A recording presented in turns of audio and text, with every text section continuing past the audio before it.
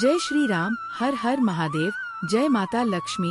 प्रिय दर्शकों और साथियों, आज हम एक ऐसी बात करने जा रहे हैं जो न केवल आपके घर की सुख समृद्धि से जुड़ी है बल्कि आपके परिवार की खुशहाली का राज भी बताती है। अगर आपके घर की महिलाएं सुबह जल्दी उठकर काम करती हैं और खाना बनाती हैं, तो ये वीडियो आपके लिए बेहद खास होने वाला है। कहा जाता है कि स्त्री घर की लक्ष्मी होती है और जहाँ लक्ष्मी का वास होता है वहाँ तरक्की और समृद्धि अपने आप आती है।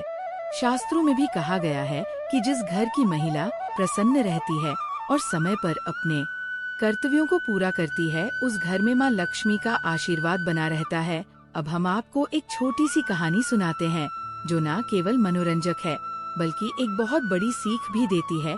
एक बार की बात है, एक नगर में श्याम नाम का व्यक्ति रहता था। वो इतना आलसी था कि खटिया से उठना तो करवट बदलने में भी उसे परेशानी होती थी।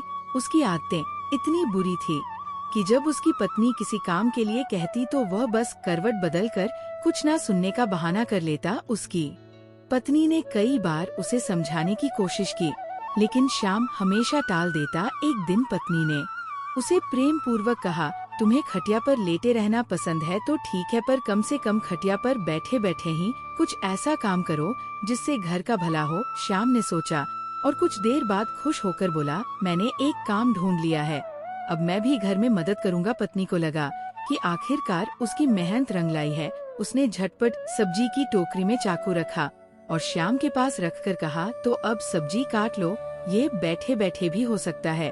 लेकिन श्याम का ध्यान सब्जियों पर नहीं गया। थोड़ी देर बाद पत्नी ने देखा कि श्याम खटिया पर बैठा मक्खियाँ गिन रहा है।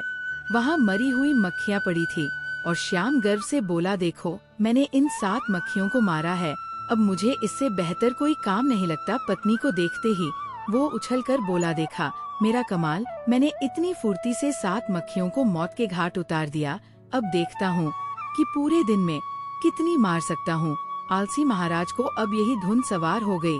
जहाँ भी मक्खी दिखती वह फट से हाथ मार देता। कई बार तो उसने अपनी ही गर्दन पर इतनी जोर से हाथ मारा कि गर्दन टेढ़ी हो गई। मक्खी मारने के चक्कर में कभी कभी पत्नी की नाक पर भी हाथ पड़ जाता। उसने घर के बर्तन तक तोड़ डाले, लेकिन उसे अपनी धुन से कोई फर्क नहीं पड़ा। उसने प्रतिज्ञा कर ली कि कम से कम 1000 मक्खियाँ मारकर ही दम लेगा।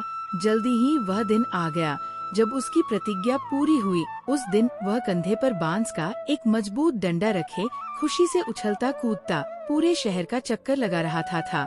वह अपनी बहादुरी का बखान करते हुए कहता जा रहा था, आज मैंने हजारों को मौत के घाट उतार दिया। ये सुनकर लोग भयभीत हो गए। हवा की तरह ये खबर पूरे शहर में फैल गई। लोग उसे 1000 मारी कहने लगे। अब जब वो सड़क या गली से गुजरता, लोग उसे देखने के लिए उमड़ पड़ते। उसकी बहादुरी के चर्चे पूरे राज्य में फैल गए। कुछ दिनों बाद उस राज्य पर अचानक दूसरे राजा ने हमला कर दिया।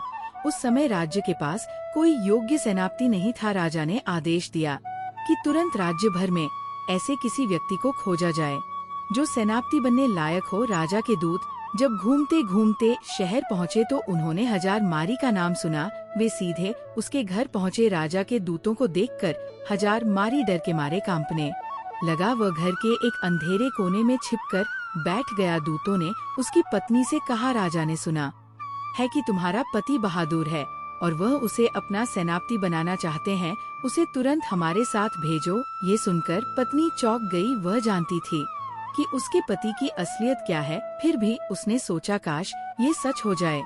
किसी तरह दूत 1000 मारी को अपने साथ राजा के दरबार ले गए। जब वह लंबा चौड़ा नौजवान राजा के सामने खड़ा हुआ तो राजा उसे देखकर खुश हो गया। उन्होंने पूछा, तुम्हारा ही नाम 1000 मारी है? आलसी बोला, जी हुजूर, मुझे ही 1000 मारी कहते हैं। राजा ने कहा, तुम्हारी बहादुरी के चर्चे हमने सुने हैं।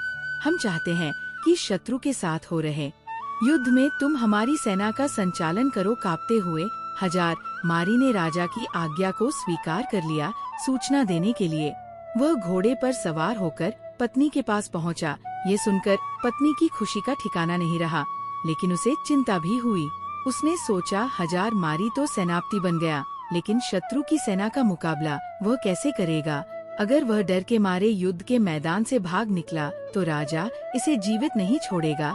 इस डर से उसने एक मजबूत रस्सी से हजार मारी को घोड़े से बांधना शुरू किया। हजार मारी ने पूछा, ये तुम क्या कर रही हो? पत्नी ने जवाब दिया, मैं आपको घोड़े के साथ बांध रही हूँ। स्वामी हजार मारी ने फिर पूछा, ये क्यों? पत्नी ने कहा, मैं इसीलिए आपको बांध रही हूँ ताकि आप लड़ाई के जोश में घोड़े से कूदकर पैदल ही लड़ने न लगे। जब विजय के बाद हजार मारी वापस दरबार लौटा और लोगों ने उसे घोड़े से बंधा हुआ देखा तो उनका उत्साह और बढ़ गया। सबने सोचा, ऐसा वीर सेनापति और कौन हो सकता है जो घोड़े से भी बंधा हुआ युद्ध करता है। राजा की आज्ञा मिलते ही सेना युद्ध के लिए तैयार थी। हजार मारी के नेतृत्व में वे युद्ध भूमि की ओर चल पड़े। शत्रु की सेना को जब पता चला कि एक बड़ी फौज के साथ हजार मारी खुद मुकाबला करने आ रहा है तो उनके योद्धाओं के होश उड़ गए। उन्होंने सुना था कि हजार मारी अकेला ही हजारों को मार गिराता है। नाम सुनते ही बड़े बड़े योद्धाओं का साहस टूट गया। उन्हें अपनी मृत्यु सामने दिखाई देने लगी। दूसरी तरफ हजार मारी की सेना का उत्साह आसमान छू रहा था। मैदान में पहुंचते ही सेना ने शत्रु की सेना पर टूटकर हमला कर दिया। युद्ध के दौरान हजार मारी अपने घोड़े के साथ बांस के घने जंगल में छिप गया, लेकिन उसकी सेना ने शत्रुओं को कोई मौका नहीं दिया।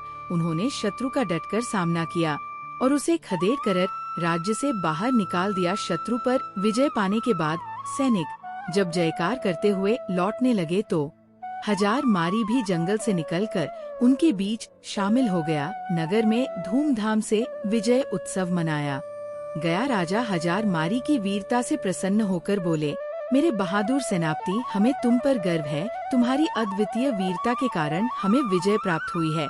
इसके पुरस्कार स्वरूप हम तुम्हें 1000 स्वर्ण मुद्राएं प्रदान करते हैं और साथ ही हमेशा के लिए तुम्हें प्रधान सेनापति नियुक्त किया जाता है। ये घोषणा सुनकर हजार मारी बहुत प्रसन्न हुआ और अपने भाग्य की प्रशंसा करने लगा। इसके बाद राजा ने पूछा, बहादुर सेनापति हजार मारी, हमें ये बताओ कि तुमने इतना साहसिक काम इतनी आसान से कैसे कर लिया? हजार मारी ने गर्व से उत्तर दिया, हे महाराज, ये सब मेरी समझदार और बहादुर पत्नी की वजह से संभव हुआ है। इसमें एक बहुत गहरी बात छिपी हुई है जिसे मैं केवल आपको अकेले में राजमहल से बाहर अपने घर पर ही बता सकता हूँ। राजा ने हैरान होकर पूछा, सेनापति हजार मारी, ये गुप्त बात तुम यहाँ क्यों नहीं बता सकते? हजार मारी ने उत्तर दिया, महाराज, यही तो मेरी सफलता का राज है जिसे मैं सबके सामने नहीं बता सकता। यदि आप जानना चाहते हैं तो आपको मेरे साथ मेरे घर चलना होगा। राजा ने सहमति जताई और कहा, ठीक है, मैं तुम्हारे साथ तुम्हारे घर चलने के लिए तैयार हूँ। राजा और सेनापति दोनों राजमहल से सेनापति के घर की ओर रवाना हुए। जब वे घर पहुँचे तो उन्होंने देखा कि हजार मारी की पत्नी बड़ी बेसब्र से अपने पति का इंतजार कर रही थी। जैसे ही उसने सुबह सुबह अपने पति और राजा साहब को घर पर आते देखा, वह तुरंत उठ खड़ी हुई। राजा साहब के सम्मान में उसने तुरंत उपयुक्त व्यवस्था करनी शुरू कर दी। उसने राजा का बड़े आदर और सत्कार के साथ स्वागत किया। संयोग से वह पहले ही खाना बना चुकी थी, इसलिए उसने राजा साहब को खाने के लिए चौकी सजा दी और उन्हें बड़े प्रेम और आदर से भोजन कराया। इसके बाद हजार मारी ने कहा, महाराज, अब आपने स्वयं देख लिया और समझ भी गए होंगे कि मेरी जीत का असली राज्य क्या है। जैसा कि हम सभी जानते हैं, जिस घर की महिला प्रातःकाल ब्रह्मा मुहूर्त में उठ जाती है, उस घर में कभी भी लक्ष्मी की कमी नहीं होती, वहाँ सदा लक्ष्मी का वास होता है। और वही जिस घर में कोई महिला सुबह सुबह जल्दी खाना बनाती है, उस घर की तरक्की निश्चित होती है, क्योंकि राजा साहब और हम सभी जानते हैं कि अगर घर में सुबह जल्दी खाना बन जाएगा तो घर के बच्चे समय पर स्कूल के लिए निकल जाएंगे। अगर कोई व्यक्ति ऑफिस में काम करता है या किसी जरूरी काम पर जाना है तो वह कभी भी खाली पेट घर से नहीं जाएगा, वो खाना खाकर ही निकलेगा, जिससे वह अपने काम को पूरी लगन और मन से कर सकेगा। इस तरह सुबह जल्दी खाना बनाने वाली महिला के घर में तरक्की होना तय है। इसके बाद हजार मारी ने राजा साहब को अपनी जिंदगी के हर पहलू के बारे में बताया, कैसे उनकी पत्नी ने हर मोड़ पर उनका साथ दिया और कैसे वो युद्ध में विजय हासिल कर पाए। राजा साहब ने ये सब सुनने के बाद कहा, आपने बिल्कुल सही कहा सेनापति जी, जिस घर की महिला सुबह ब्रह्मा मुहूर्त में उठकर घर के सारे कार्य निपटा लेती है, और समय पर खाना बना लेती है, उस घर की तरक्की तो सुनिश्चित होती है। इसके बाद राजा साहब ने हजार मारी की पत्नी को ढेर सारी अशर्फिया और जवाहरात देकर सम्मानित किया। तो प्रिय दर्शकों, अब आपको ये बात अच्छी तरह समझ में आ गई होगी कि किसी भी घर की तरक्की के लिए महिला का योगदान सबसे अहम होता है। सही ही कहा गया है कि किसी भी कामयाब व्यक्ति के पीछे एक महिला का हाथ जरूर होता है। घर की महिला अगर चाहे तो वो घर को स्वर्ग बना सकती है। आशा करते हैं कि ये वीडियो आपको पसंद आई होगी। यदि वीडियो अच्छी लगी हो तो इसे लाइक करें और ज्ञानवर्धक टेल्स चैनल को जरूर सब्सक्राइब करें। जय माता लक्ष्मी, जय सीताराम, राधे राधे, जय श्री कृष्णा जरूर लिखें। हमारा वीडियो यहाँ तक देखने के लिए धन्यवाद। क्या आपके घर में पैसों की तंगी बनी रहती है? कमाते तो है बहुत, लेकिन पैसा टिकता नहीं। बार बार आर्थिक परेशानियां घेरे रहती हैं? तो ध्यान से सुनिए। तुलसी माता का ये गुप्त और चमत्कारी उपाय आपकी किस्मत बदल सकता है। शास्त्रों में कहा गया है, जहाँ तुलसी होती है वहाँ स्वयं लक्ष्मी निवास करती है, और जहाँ लक्ष्मी का वास होता है वहाँ दरिद्रता टिक नहीं सकती। उपाय ये है, हर शुक्रवार या एकादशी के दिन सुबह स्नान कर एक साफ पीला कपड़ा लें। तुलसी के 5 पत्ते गंगा जल से शुद्ध करके उस कपड़े में रखें। फिर उसमें थोड़ा सा केसर, 1 चुटकी चावल और 1 सुपारी डालें। इस पोटली को तिजोरी या पैसे रखने की जगह पर रख दें।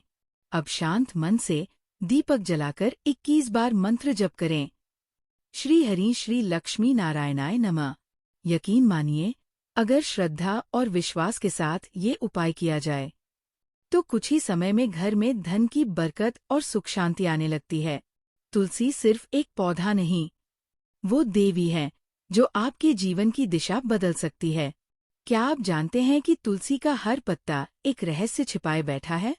तुलसी केवल एक पौधा नहीं, ये धरती पर चलती फिरती देवी है। पुराणों में कहा गया है, तुलसी बिना श्रीहरि को भोग तक नहीं लगता, क्योंकि तुलसी में स्वयं लक्ष्मी जी का वास होता है। लेकिन क्या आप जानते हैं ये गुप्त बातें? 1. तुलसी के पत्तों में दिव्य ऊर्जा होती है, जो घर की नकारात्मक शक्तियों को तुरंत नष्ट करती है। 2. अगर तुलसी का एक पत्ता रोज गंगा जल में डालकर पिया जाए तो जीवन में रोग, दरिद्रता और दुर्भाग्य पास नहीं आते। 3. मंत्र सिद्ध तुलसी का पत्ता तांत्रिक बाधाओं को काटने में अमोघ होता है। साधु संत इसे गुप्त यंत्रों के साथ प्रयोग करते हैं। 4. रात में तुलसी का पत्ता नहीं तोड़ना चाहिए। क्यों? क्योंकि रात में तुलसी में ब्रह्मा तत्व विश्राम करता है और उसे छेड़ना पाप के समान माना गया है। 5. तुलसी के पास बैठकर सिर्फ नमो भगवते वासुदेवाय का जप करने मात्र से पूरे घर का वातावरण शुद्ध और देवमय हो जाता है। याद रखो, जिस घर में तुलसी माता की पूजा होती है वहाँ दरिद्रता, अशांति और दुर्भाग्य कभी टिक नहीं सकते। क्या आप भी सोचते हैं कि कमाते तो बहुत हो, लेकिन पैसा जैसे आता है वैसे ही चला भी जाता है? तो जान लो एक ऐसा रहस्य जो बहुत कम लोग जानते हैं। शास्त्रों में कहा गया है, लक्ष्मी वही टिकती है जहाँ आदर और संयम होता है। लेकिन इसके साथ एक रहस्य और जुड़ा है। पैसा बचाने का सबसे असरदार उपाय तुलसी और चावल का उपाय। कैसे करें? 1. हर शुक्रवार को सुबह स्नान करके साफ सुथरे पीले वस्त्र पहने। 2. एक चांदी की कटोरी में तुलसी का एक पत्ता और थोड़ा सा चावल बिना टूटे हुए ले। 3. अब उसमें 5 रुपया या 11 रुपया रखकर श्री हरि क्ली महालक्ष्मी नमः मंत्र का 21 बार जप करें। 4. फिर उस कटोरी को अपनी तिजोरी, अलमारी या जहाँ पैसे रखते हैं वहाँ रख दें। बस हर शुक्रवार ये उपाय दोहराएं। देखना धीरे धीरे खर्च रुकने लगेगा और धन ठहरना शुरू हो जाएगा। ध्यान रहे, इस उपाय में श्रद्धा और नियमितता सबसे जरूरी है। लक्ष्मी जी स्थिर तभी होती हैं जब मन भी स्थिर हो।